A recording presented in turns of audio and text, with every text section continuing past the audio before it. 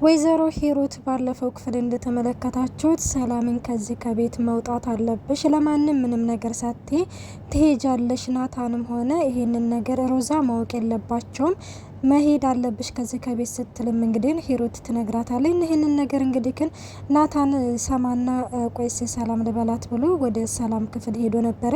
እንግዲህ ናታንም ወደ ሰላም ክፍል ሲሄድ ያየውን ነገር ማመን ነበር ያቃተው። ሰላም እየበዛ በጨለማ በድቅድቅ ጨለማ እንግዲህ ለብቻዋ ልትወጣ ስትል ያያታል። ይህንንም ነገር እንግዲህ ያደረገችው እናቱ ሂሩት ነች ማለት ነው። እናም ወደ እናታቸው ጋር ሄዳ ነበረ። ሰላም በነገራችን ላይ በፍጹም በዚህ ምሽት መሄድ የለብሽም እያለ ናታንም እየነገራት ነበረ። ናታንም ተወይ በቃ መሄድ አለብኝ እያለችም ሰላም ለናታን ትነግረዋለች።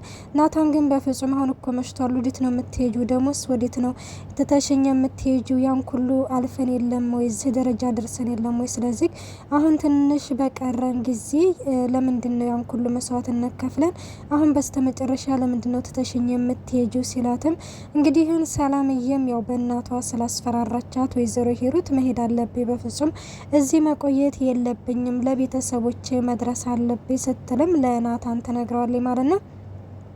ናታንም የዚህ መሄድሽ መንስኤ እናቴ ነች ስትለው አይ በፍጹም እናት አይደለችም እኔ በራሴ መሄድ ስለምፈልግ ነው ስትልም አይ ነው እናቴ ነች፣ ስለዚህ ቆይ እናቴን አናግሪያት ልምጣ ከዚህ የትም ንቅንቅ እንዳትይ ሲልም እንግዲህ ይህንን ነገር ሲባባሉ እንግዲህ ማሂ እየሰማች ነበረ። ማሂ ይህንን ነገር እንግዲህ ስትሰማ ይህንን አጋጣሚማ መጠቀም አለብኝ ብላም ወደ ሰላም ክፍል ትገባለች ማለት ነው።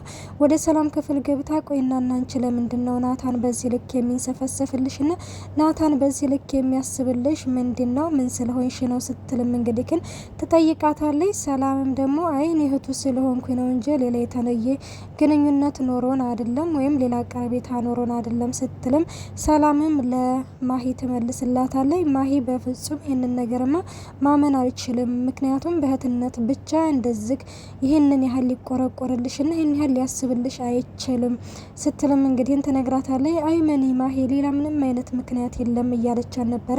ለማንኛውም ልትሄጅ ነበር አይደለ ሻንጣሽን ያዘጋጀሽው ስትላትም አዎ ትላታለች። በቃ ተነሽ አሁን ሆኖ ሻንጣሽን አዘጋጅ ብላም እንግዲህ ሻንጣን አሲዛ በዛ በጨለማ ታባረራታለች። ናታን እንግዲህ ሂሩትን ማለቴ እናቱን ሊያናግር ሄዶ ነበረ። በመጀመሪያ ሮዛ ሄዳ ነበር ልታናግራት ማለት ነው። ምክንያቱም እማዬ ሀሳብሽን ቀየርሽ እያለቻት ነበረ። ሂሩትን በፍጹም ሀሳቧን እንደማትቀይርና ከዚህ ካሰበችው ነገር ንቅንቅ እንደማትል ለሮዛ ትነግራታለች። እና በመቀጠል እንግዲህ ናታን ሄዶ ነበረ። ናታንም እንግዲህ ሄዶ ግትር ነበር ያለው ላይ ማለት ነው። ምንድነው አንተ ደግሞ እዚህ የምታጉረጠረጥብኝ ስትለውም እማዬ ሰላም ልትሄድ ነው፣ አንቺ ነሽ ሰላም እንድትሄድ ምን እንዳልሻት አላቅም፣ ግን ብቻ እንዳትሄድ አስቁሚያት ሲልም እንግዲህ ግን ይመልስላታል። እኔ ይህንን ነገር ማድረግ አልችልም፣ እሄዳለሁ ወይ መሄድ አለብኝ ካለችም ደግሞ እኔ እግሯ ላይ ተደፍቼ ላስቆማት ነው ስትልም እንግዲህ ትመልስልታለች ማለት ነው።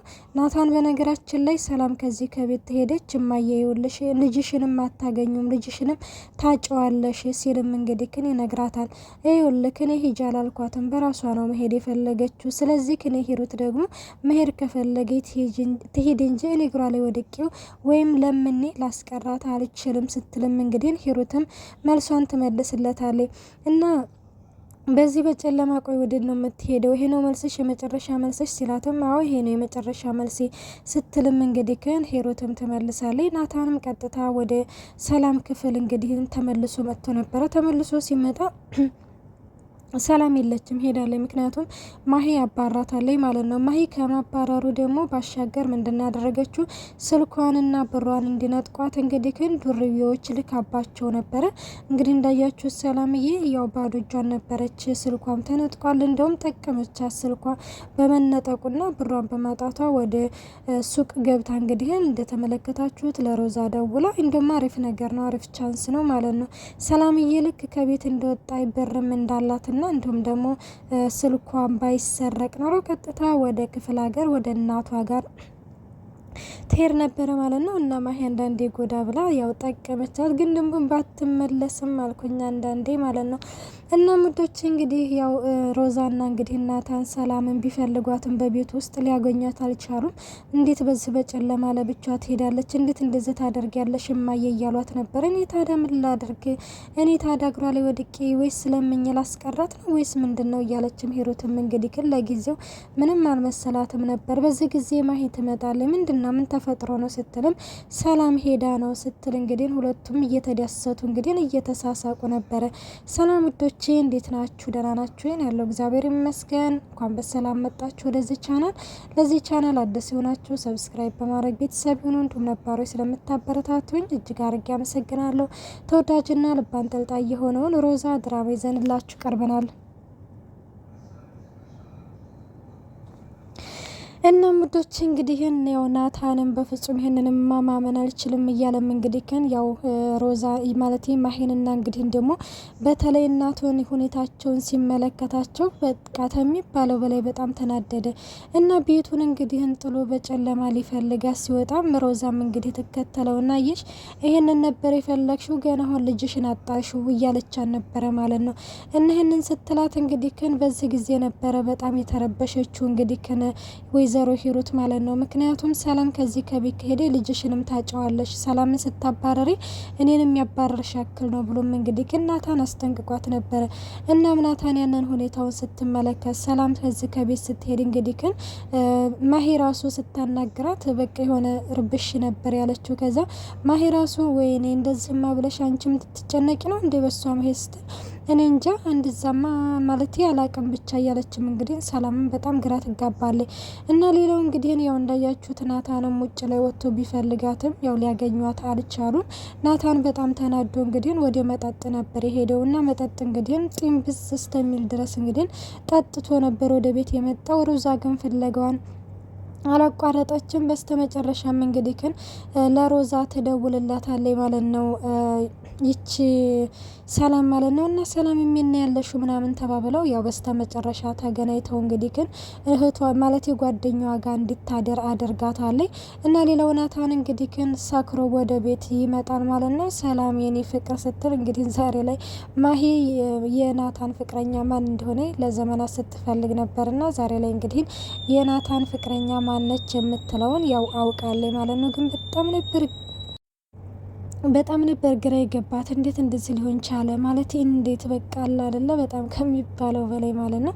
እና ማሂም እንግዲህ ያው ይሄንን አጋጣሚ ነበረ ስትጠብቅ የነበረው። ቀጥታ ይዛ ወደ ክፍሉ ነበር ይዛ የሄደችው ማለት ነው። ደግሞ በነገራችን ላይ ያው ማሂ ሰላም መስላን የታየችውና ከዚህ እኔ ፍቅር ምናምን ቆይ ለምንድን ነው ተተሽኝ ሄሽው እያለም እንግዲህ ናታንም ከሚባለው በላይ ራሱን እስከሚያይ ማለት ራሱን ራሱ አያውቅም በቃ እስከ አለ አይደለ ጥንብዝ ብሎ ነበረ።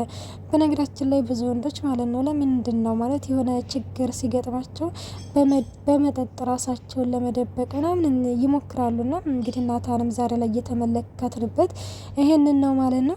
እና ማሚም እንግዲህ ክን ማለት ወይዘሮ ሂሩት ማለት ነው እንደተኛች እያቃዣት ነበር። እሱ ምንድነው እንግዲህ ክን